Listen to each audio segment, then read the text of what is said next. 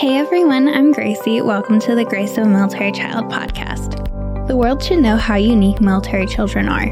We may look like normal children on the outside, but we go through some pretty extraordinary circumstances that shape us to the leaders we are today. Keep listening to hear the incredible journey this week's guest has been on.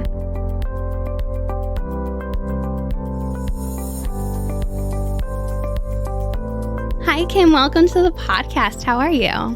I'm good, Gracie. Thank you for having me.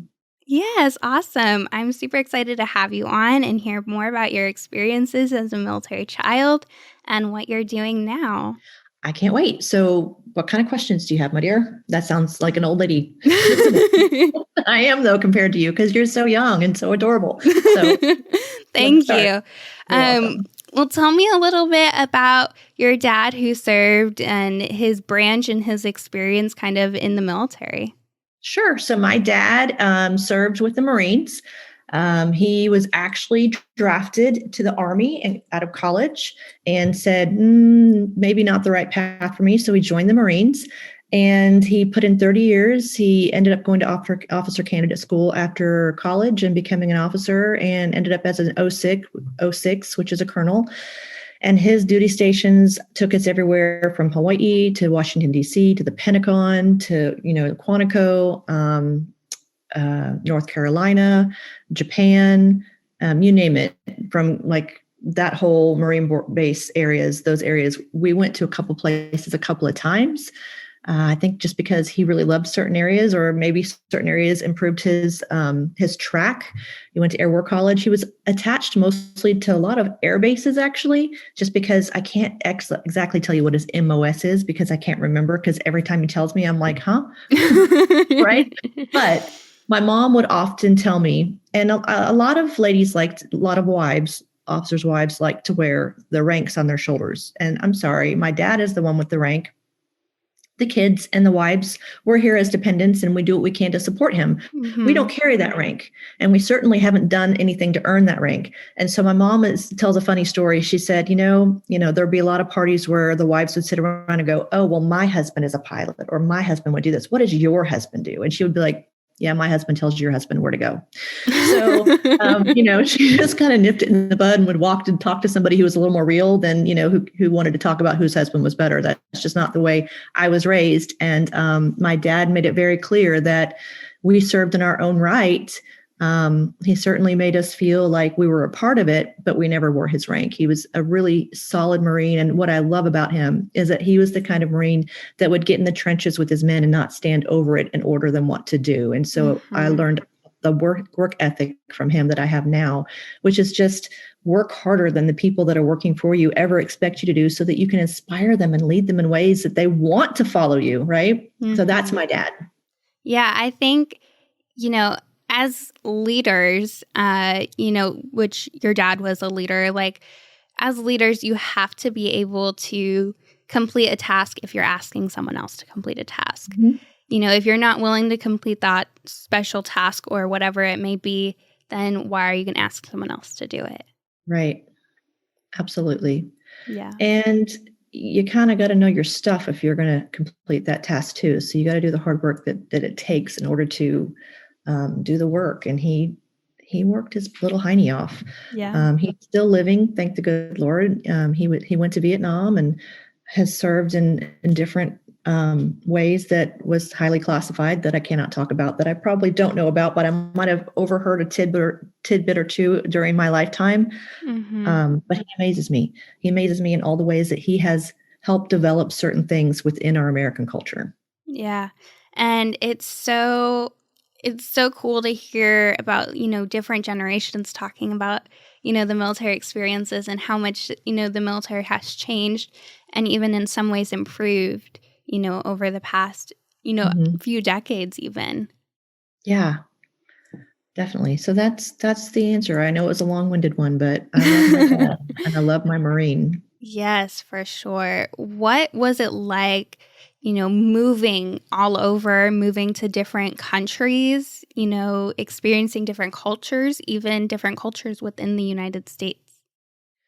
I loved it. My sister would tell you something different. I think my sister, looking back, hindsight, 2020 hindsight would say I wished I had invested more and appreciated it more. Whereas I'm the baby of the family and I'm like, hey, let's go. We're going. Let's go. And so, yes, saying goodbye is hard to the friends that you made. But man, saying hello to the new experiences and the new cultures and the new foods and just the new you that you get to have. Because if you didn't make it the way you should here and you want to say, you know what, I wish I had a do-over, you get a do-over. I mean, how amazing is that? And maybe you get a do-over from a culture that comes into another culture that they're like, you're from where? Oh, how cool. I mean, it's kind of one of those things where, again, kind of like my dad, you delve in and you do the work and you learn about the culture, especially in Japan. I learned the language. I wanted to be a part of it. I wanted to immerse myself into it because I knew that would be the best way, A, to earn respect of the locals around me, B, to truly appreciate the history of the area around me, and C, carry something with me that no one else would back home. Does that make sense? Yeah. And I think, you have to really live in the moment. You can't stress about your next move or your previous move saying, I miss my friends. I miss this, specific restaurant or store, even things like that. You have to be able to live in the moment. And I think that's one thing that I had trouble with as well, just moving. And even the 2 times I've moved, it's still hard. Still 2 times, Gracie. Exactly. And it's still hard leaving friends, leaving family, leaving, whatever you may be leaving. Exactly. It's your comfort. Yes. And you have it harder than I did because I didn't have social media saying, oh, look, there's Instagram and my best friend is going out with this person now and I'm not there and they're having fun. Like I didn't have any of that. I just had actually handwritten notes that would come to me. It would take weeks to get to me to an FPO address overseas, or a few days, maybe a full week to Hawaii or to DC or wherever I was, wherever we were moving at that time. And so I didn't have the fear of missing out syndrome that a lot of these kids do now. Yeah. And even just talking to people, whether that be a FaceTime or a phone call, it's you have all these cool experiences, or even watching, social media, the news or things like that, and saying oh, this is happening, where I was. For example, we are huge basketball fans. Since living in Texas, we were San Antonio Spurs fans. We're from Cleveland, Ohio. Everyone's like, you should be Cavaliers fans. And we're like, no, we do not like the Cavaliers. But we're San Antonio Spurs fans. And we moved in May of 2014 to Florida. And June of 2014, the Spurs won the NBA championship. Yes. And we're like, we could have been there. And so we're seeing all the parades happen, all the celebrations, and we're like, we were literally just there last month. And we're seeing them win now. This is so awesome that they're winning, but we really wish we were there.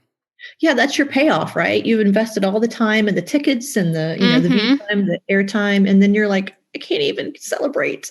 I know. We did celebrate by going to Dairy Queen and getting a cake. And they played the Miami Heat. So being in Florida, Miami Heat is everywhere at the time. And we went to Dairy Queen, got a cake, and my parents remember exactly what we had it say, but I think it was Miami Heat sucks, go Spurs or something like that. Oh, and they hated us for writing that on there, but we were like, oh well, we're paying for it. So Exactly.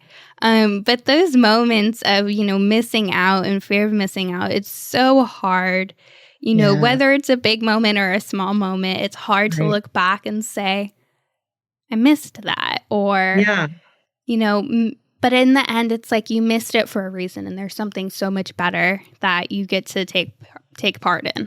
Good for you, Miss Gracie. You're absolutely right. And the friends that you leave behind are missing you going, man, she moved where? Man, I wish I could go. That's so cool. The grass is always greener, right? Exactly. So and live in the moment. Moving to Florida, everyone's like, are by the beach now. Like, we're not Right? big beach people, but everyone's like, you're Oh, by the beach now. Like, sacrilege. No, don't tell me that. yes, but it's you give and take, and we're like, if you want to be by the beach, you can come visit us. Like, it's That's just how true. it is. So Yeah, I was raised on an island or a coast most everywhere we lived. And so the ocean is my home no matter where we go. It's like yeah. if we take a road trip with my family now, I'm like, we will drive 5 hours to get to a beach. We're doing it. You're very accustomed to living in, the beach life. Mm-hmm. Very Yes. much so. What is it like, going from Japan or even Hawaii and then moving back to the United States, moving back, to the lower 48 and being like, okay, well, I miss that or I miss this or, things like that. What is that transition back like? Well, in 1990, when I moved to Oklahoma, it wasn't like it is now. I love Oklahoma. Let me just say that. That's upfront. I love Oklahoma. And if I were going to choose anywhere to live, if I had to be landlocked without a beach, it would be Oklahoma. But when I was 18 and I moved to Oklahoma, where I lived in a very casual beach vibe environment, and I go to a very conservative Christian university where dancing wasn't allowed. The movie Footloose was much like my college. And that movie was made about a town in Oklahoma. So you can imagine that's kind of how Oklahoma was back then. And I wasn't used to the big jeans and the big belt buckles and the big hair, not the big jeans, but like the Western jeans with the big boots. Right. And the people that didn't understand me because I talked so fast. And I talk fast normally, but I talked even faster back then because I had learned Japanese and I had spoken the language. And I don't remember a lot now, but it's a more clipped, fast paced language. And so I came here and everyone was like, "You're not from here, are you?" And I'm like, "Really?" Thank you for making me feel so welcome. Yeah. So it was a definite culture shock. And it was completely different than anything I had ever experienced because that was when I was in college and I wasn't on a military base. I didn't get to go to the PX. I didn't get to go, to the military doctor. I had to start figuring things out on my own as an adult. And I didn't have my parents really to sort that through with me because they were still in Japan and they wouldn't ship me home. I say ship me home. They wouldn't bring me home, but once a year. And so I didn't get to go home for Christmas. I didn't get to get home for Thanksgiving break. I didn't get to go home, but summer break. And so for an entire year, I'm stranded from my parents in an environment. And thankfully I had family nearby. My dad was like, if you're going to go to college, you're going to Oklahoma because that's where he and my mom were from. And he wanted me near grandparents and cousins. And my sister was married and already living in the area. So thankfully I had family. So the transition wasn't as bad, but man, I felt cut off. That's the best way I can explain it. I felt very cut off and it weren't for the smaller university that I went to. I went to Southern Nazarene University, which is back then it was different than it is now. I think it's a lot more evolved now. But back then it was very strict. Like you couldn't wear shorts on campus. You couldn't go dancing. I understand not drinking because it's a Christian university, but I had grown up at one of the youth bases on, the youth clubs dancing every night at the club, on base with all my friends because the military put things in like that to keep us from going to bars. They're like, let's put a dance club in for the kids. Okay, cool. Right. So he told that I can't dance. I can't wear shorts when all I had in my wardrobe was shorts and flip-flops. It just, wow. It was, yeah, that's what it was. Yeah. And, leaving your family is a whole other thing.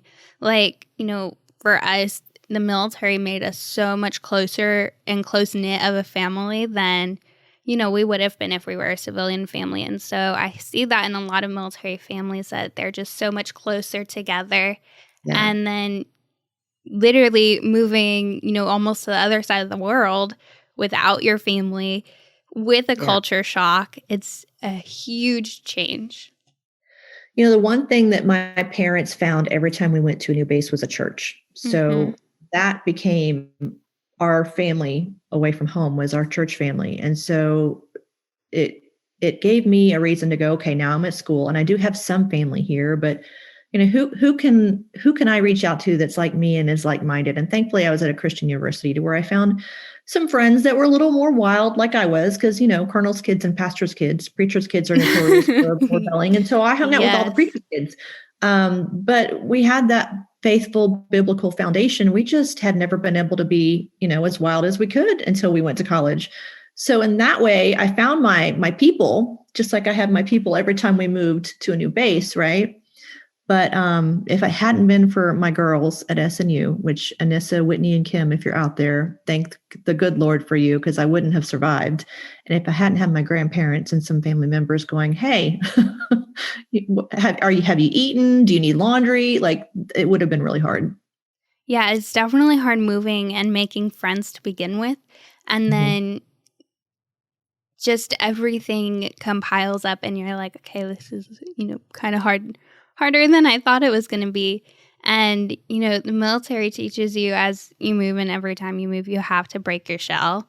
If you are, so shy and whatever, you cannot be in the military life. You're not going to find friends that easily. And you have to be able to take that first step in finding friends and finding relationships that not many people are willing to take.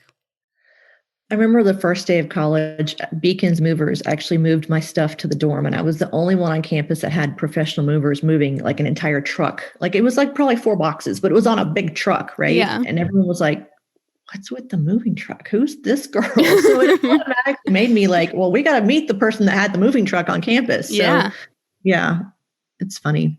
Yeah. Memories that came back to me just now. Yeah. And see, like, those experiences are like something that stand out. And, again, military gives you these, wild experiences that you wouldn't have, if you were, again, a civilian family. Your parents were probably have been the ones moving you into the dorm. And, with cars full of boxes and bags and whatever else, and moving in. Nope, not me. Yes. Well, now you have like that story to tell, though, and it's really cool. Yeah, it is really cool. We moved my son into the dorm for the first time as a freshman, and I got to pack my car up, and I got to do the college campus tour thing too, because overseas I can't go visit colleges. Right. That I didn't get to do that, so I got to experience college from a civilian point of view for the first time this last summer and fall, and that was kind of cool too, because I was like, all right, now this is what normal feels like. You missed out on those experiences yourself, so you have to kind of live vicariously through, your children, of figuring out how those experiences would have actually felt if you had that opportunity. Exactly. Yeah. What kind of experiences stick out from, your military child life, your brat life? Like, what kind of experiences do you have that are different than, what a civilian would have? The big key word nowadays is diversity, right? Everyone's like, oh, everything, you embrace diversity. Well, to me, that's not a new thing. That's how I was raised. And so to go from place to place to place, and most of my classmates didn't look like me, that's normal for me. And I teach at a university. I teach at OU here. And the big thing, the key word there is diversity. We have to talk about it in the syllabus, and that's just my heart, man. And so I talk about this a lot the first day of school. It's like, as a military brat, I grew up embracing people's differences, and I do see different skin colors in a room, but I love that everybody's different because we all can learn from one another. And the one thing we all have in common is the heart inside our chest and the blood that beats within our veins. And we embrace change and we embrace different because we learn from it and we can be better people from it. And I can be a better person if I don't hang out with people that look like me.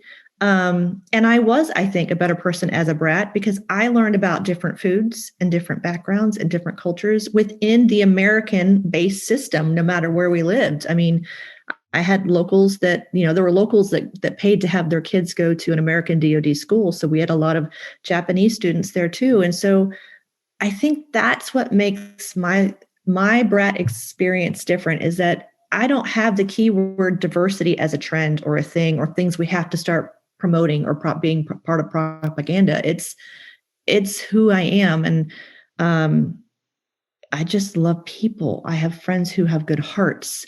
And I think I've raised my kid right when we go to like an event at school and it's one of those first of the week, you're going to come to the school, here's what to expect thing. And it Mm-hmm. was like the month before school. And my son saw somebody's shirt, because when he was little, I started really early with we love one another and people. And when he was little, he was, in Sunday school, I'm kind of backtracking to get to the story. He was coloring on a sheet and he kind of stopped and looked at this girl and she was Indian next to her and she had a really dark skin. He was like, Mom, why is her skin darker than mine? I said, because that's the way God made her. Isn't she beautiful?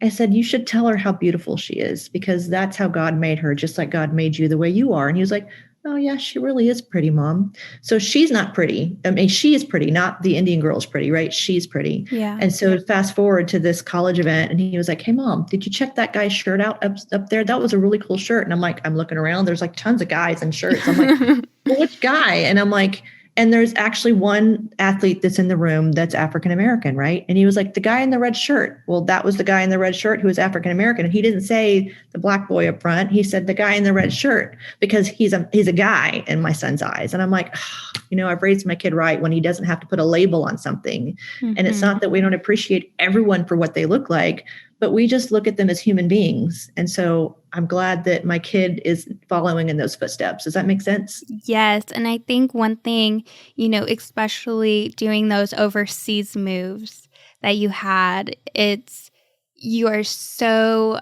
culturally rounded that you're just able to be so accepting of cultures and different people, different atmospheres.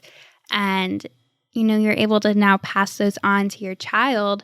And, that's generations and generations and generations that, hopefully that goes on for.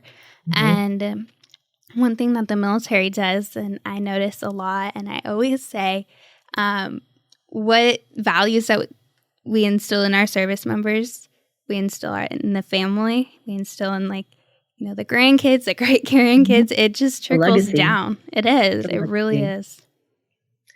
And that's the legacy I want to leave is love, and hard work and ambition. Don't be afraid. I think brats too, and that's why I wanted to make this movie that we'll get to in a little bit. We're not afraid. I mean, we've stepped outside our comfort zone so many times that there is no box for us to be in or out. We're just everywhere and we're doing things in ways that just we don't know the word no. We just know keep trying until it happens. And if it doesn't happen, it wasn't meant to be, but that doesn't keep us from trying. Exactly. And that's another legacy I'm leaving for my kid. I told you before we started this podcast, he had ridden a horse once in his life and he was pretty decent in the saddle. But I never would have imagined that 2 years ago he rides a horse for the first time. And now he goes and tries out for an equine program, the equestrian team rather. And he's on their show team, like after riding a horse once, and he's bypassing other students that were like, I've been trying for that spot for 2 years. And because he doesn't know the word, you can't do that. He doesn't know that thought process. He just knows I'm going to try. Yeah. And I think,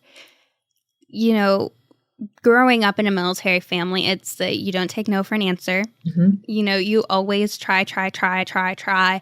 And like you just said, if it doesn't happen, then it's not meant to be.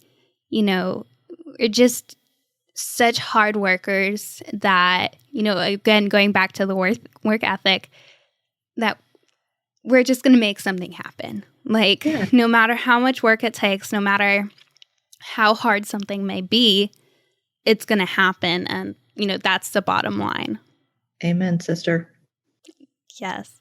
It is such, a different lifestyle that many don't get to live, but it's such a special lifestyle that, everyone should know about. That's my plan, Miss Gracie. I'm planning on. We're fundraising for a film right now called Brat Ambition, and you can go to bratlegacyfilms.com. You also can go to Indiegogo and type in the search box Brat Ambition, and so the actual project will pop up on there. And our goal is to just showcase brats in a light that hasn't been shown before, because there have been so many filmmakers in the past that have done a project that either focused on brat life or just kind of had some brat life in it, or, just had an agenda when it came to military dependence. And even The Great Santini, you look at that movie and it's all about the drill sergeant father and the domestic abuse. And I'm not saying that there isn't that father out there, but that father is also in the civilian lifestyle. So that's not the umbrella that encompasses the American military family. It's just some American military families. And there's still, like you and I were talking about, some positives of that full spectrum from, this kernel, not Colonel COL, but CERNEL, this kernel of truth to this kernel of truth. We have so many walks of life within the military brat environment.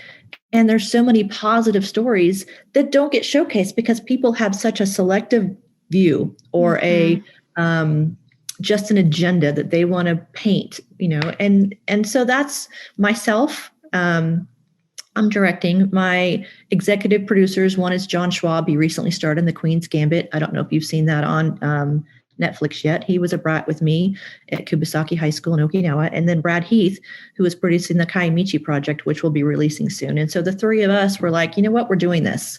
We're doing this because nobody's done it before. There's nothing like it in the marketplace. But we're not Hollywood deep pockets. So we need grassroots efforts and we need corporate sponsors. So the donations at Indiegogo start at $10 and you get cool perks for each donation level. We just started putting it on Indiegogo September 29th. And after one night, we raised $3,700, which isn't a lot, but I was excited. I'm like, after one day, we get almost $4,000. Woohoo! Yeah. I mean, and even, at that point, every penny adds up. Every dollar adds up. And so someone giving $10 or someone giving, a couple grand or, a couple hundred or whatever that may be, everything adds up. Everything supports the mission and supports the purpose of what you guys are doing. Yeah, it's our heart. We are extremely passionate about making sure that the civilian world and the American culture understands what brat life is really about. Yeah, it's so important to, get rid of the tunnel vision, get rid of the blinders and say, this is the true life. Like, yes, there are some hard times. Yes, there are some, times where it's like you just want to cry or, you just want to break down. And then there are times that it's like you just need to celebrate, you need to be happy, like, back to living in the moment of, this is really my life. This is what you get to do. This is what I get to do, right? Yes. Like, you don't choose the military life. The military life chooses you. Right. And it takes a special person to, stand beside the service member or to actually be a service member. And it takes just a special family to live this life. I agree. Yes. What else are you doing? Like, you have so many projects going on. So what kind of are you doing? So I'm also an author. So this is my 9th book, Interlaced Souls by Kimberly McKay. I'm a paranormal romantic suspense author. And so while I'm a clean writer, I don't do a lot of T&A because I don't think you have to push something into someone's face to make something sell. So I'm a clean writer, but I have a little bit of spice. There's always some sexual tension or chemistry, but nobody ever really does the deed.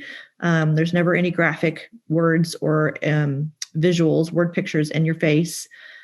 But you'll have page turning moments to where you're like, what happens next? And with this book particularly, you don't see the end coming whatsoever. I've had people read me or write me going, I never knew it was so-and-so. What happened? I'm like, that's the whole point. You're not supposed to have a foregone conclusion on the end. Now, some of my books it's just the way I get them there is still into entertaining. But with this book in particular, I'm really excited about it because it's one of my favorites. And of course, Kindle has a new program called the Vela program. Have you heard about Vela yet? I have not.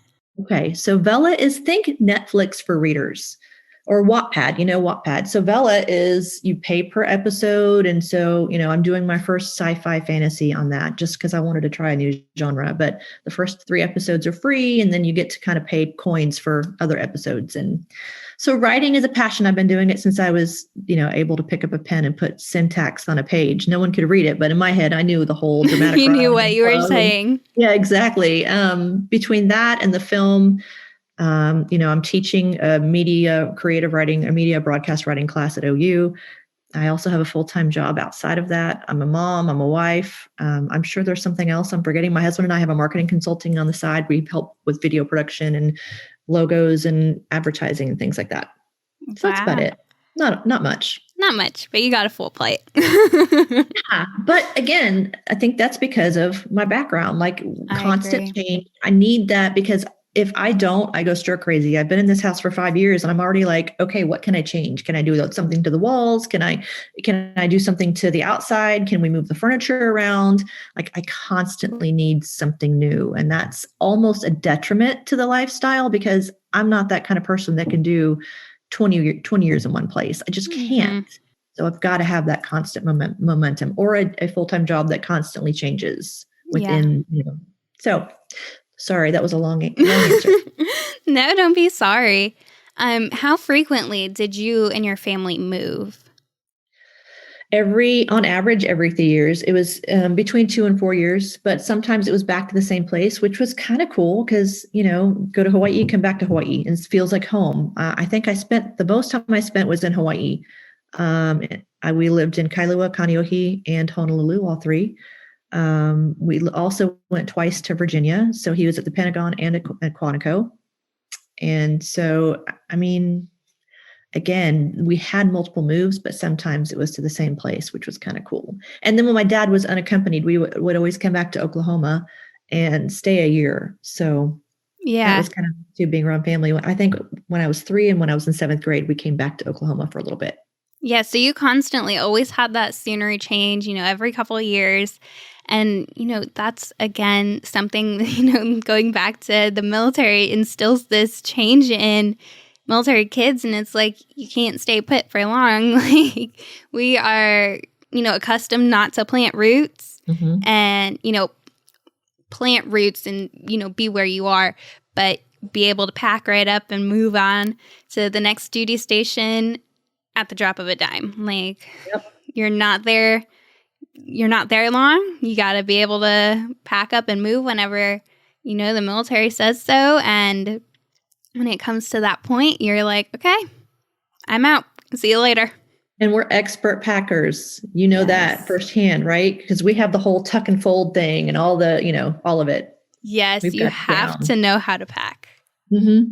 Yes, we just recently did a TV show and we had to pack up our entire house and move it out. And when we moved here, my parents were like, we are never moving again.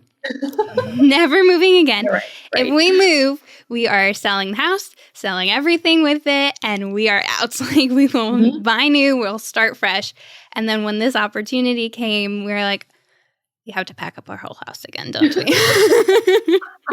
And so while we moved back to the same house, it was still that whole moving process. And, in the military, you kind of have the movers to help you move. And so me and my sister never did the moves. We never moved. My mom flew to Ohio with a friend by herself. My dad and my sister and I stayed in Texas when we did the Ohio to Texas move. And then Texter and I were at school. I came home and my room was packed up. So it's like, I never did the move. And so when this time came up, I was like, okay, I actually get to pack my room. I'm kind of excited for once. You just triggered a memory for me. I was probably 5 years old and we were moving. No, I was 3 years old. We were moving from North Carolina to Hawaii. And I watched the packers every time because whenever we PCS, we waited for the truck. My mom was always very organized. She had her little chart and she was like, okay, we got to put this on the outside of the box. She organized everything. And that way they'd pack it in a certain way. And that way, when it was time to unpack, they knew which rooms to go to. Right. And so I just was enthralled with how they were doing the paper and packing. And I remember the packing, one of the guys it was Beacons, I think. He was like, hey, little girl. He was like, hey, little thing, how are you? You want to learn how to do this? And so he actually taught me, place something on the paper, put it over, tuck, tuck, roll, roll, roll, tuck, tuck, roll, roll, roll, right? And so I had forgotten about that. And my job when we unpacked was to stand in a tall wardrobe box. My mom would unpack stuff, put it in the cabinet for the kitchen because the kitchen is the first thing you unpack. And then she'd throw the paper to me and I'd stand in the box and I'd crush it down. And I was putting paper cuts on the soles of my feet because I would just stand there and like crush paper for like hours on end. But I thought that was the most fun thing ever. And, the paper cuts, it's like, they'll heal. But, having that experience. And, that's one thing I love about the podcast is, being able to trigger those memories that, you probably wouldn't even thought of, again, going back to the movie theater. Like, she wouldn't have remembered that. Like, she's like, I totally forgot Exactly. about that, and so just those little things are just they're such special moments, but you really have to think about them and really have a conversation with someone to actually remember them. That's true. It's very, very true. Yeah, and it's those little things that make a huge difference. Or, in your case, like, that was such a fun little moment, living in the moment and, having that experience and, remembering moving, how to move, how to pack, things like that. Mm-hmm. Yep, it's always fun. It makes me want to move right now. So thank you for that. There you go. It's so hard not moving and so hard, to stay in one place. Like, we're coming up on 8 years living here, and so we're about tied to our Ohio, because I lived there for 9 years. So about split between Ohio and here, a couple years in Texas. But, it's hard to stay put in one location, and that's one thing. Yeah. Traveling, like, that's a huge thing within the military families and community, that, families just travel all over the place to kind of, fill that void. It's funny because you can always spot a military family Yes. too. And so we were at a restaurant. So Okinawa is where I have some of my lifelong friends. And so we do reunions every 5 years in different places, central. And we were going to have one the year COVID broke out, but we've been putting it off. So this will be the third time we've rescheduled, and we're going to have it in Nashville this summer in July. And so, but in between these reunions, we always have, like, wherever any of our Okinawa, we call them Oki Brats, when any of our Dragon alumni are traveling. Facebook has been a great connector, by the way. We always just put on our little Okinawa page, who lives in Texas or who lives in where. And so if it's one of our friends, we're like, hey, I'm here. And so a friend of mine came through and he texted me and he's like, I'm going to be in Oklahoma, but I've got some of my guys with me. It's because he was a CO of a squadron. And so some of his guys that worked under him were going to come to breakfast with him. And I was waiting on my friend Tim, and I'm waiting and waiting. And I see this guy, like, it's like John Cena on steroids, and you can't miss him, right? And so, and I'm in Oklahoma. So, you don't see a lot of that. And he's got the, the high and tight. And I'm going, yeah, that's probably one of Tim's friends. And so he's walking around kind of looking like he doesn't know where I am because he doesn't see Tim here yet. So I walk out to the front of the restaurant and I go, hey, are you military? And his wife was with them, and she was very clean cut and put together. And I'm not saying those kind of people aren't in Oklahoma, but you can just tell between a civilian clean cut family and a military one. And she goes, well, how do you know? I'm like, oh, I know. I said, I'm Tim's friend. I'm waiting. Oh, okay. We were inside looking for you. I'm like, yeah, I kind of figured. Well, how did you know? I'm like, I just know.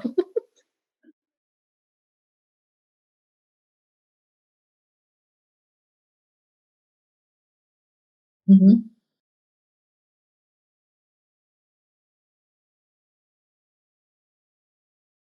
Sticking out. No, not very well.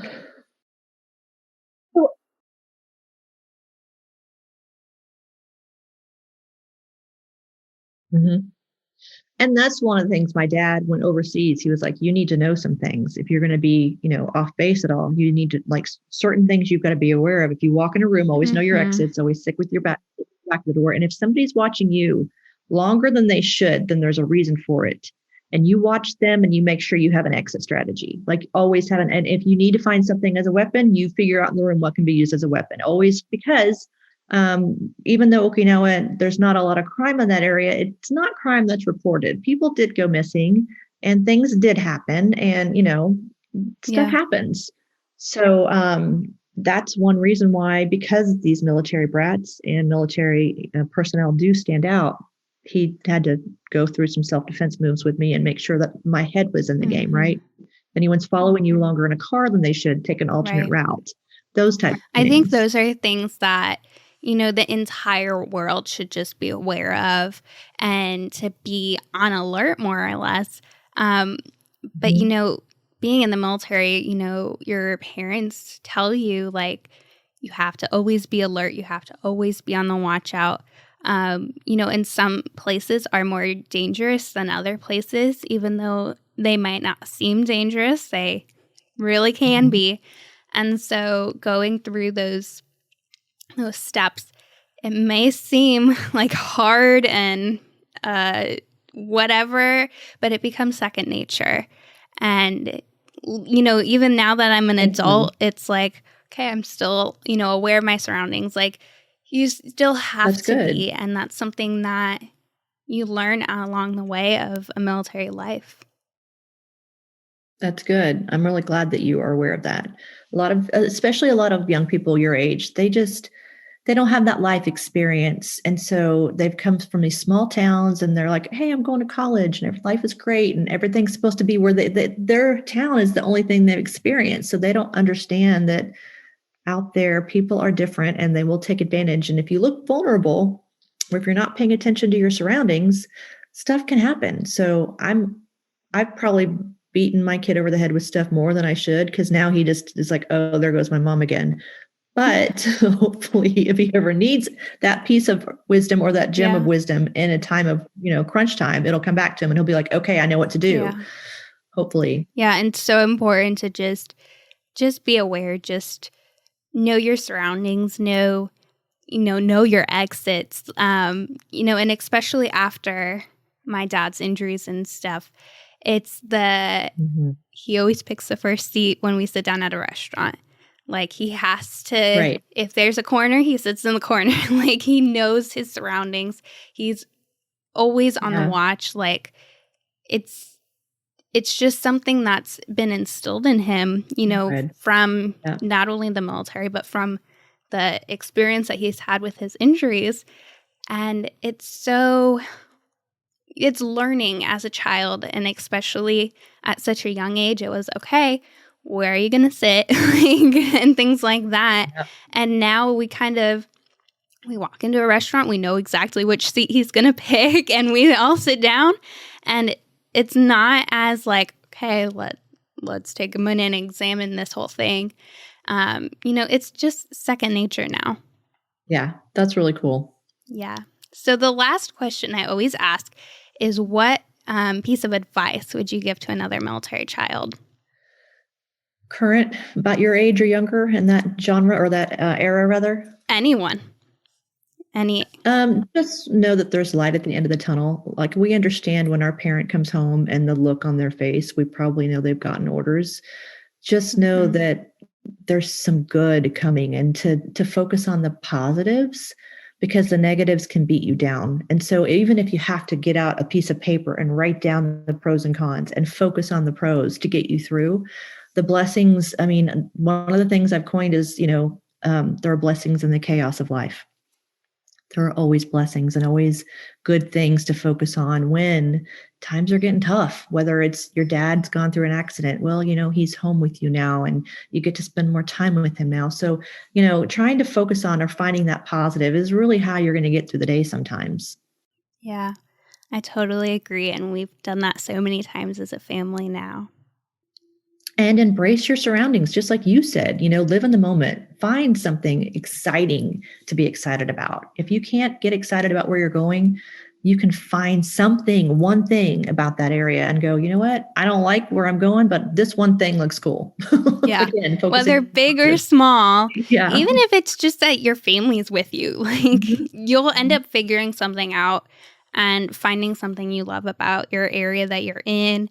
And if you don't love it, you're probably only there for a couple of years and then you'll be moving again. That's right. And you still can learn from the experience. That experience might help you where you're going next. Exactly. So that might be the only positive you have. Yes, for sure. Where can listeners find you, find what you're doing, your projects?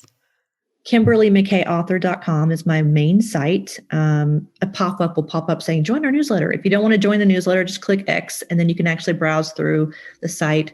Brat Legacy Films, BRATLEGACY films.com is also a good place to learn about the project for Brat Ambition. Twitter. I'm on Twitter, Instagram, TikTok, you name it. I'm out there. Awesome. Well, thank you so much for being on and sharing your story and your experiences. Gracie, thank you so much for having me. It was a pleasure getting to know you, and I'm just honored to have this conversation and get to know you a little bit better. Yes, same to you. Thank you. You're welcome.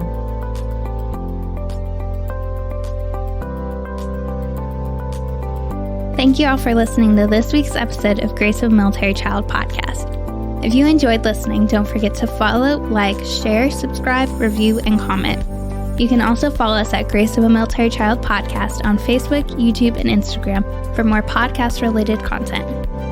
If you or someone you know is a military child who would like to be on the podcast, please send us a message to one of our social media platforms, or you can send an email to grace.of.a.military.child@gmail.com. Tune in next Thursday to hear another incredible journey.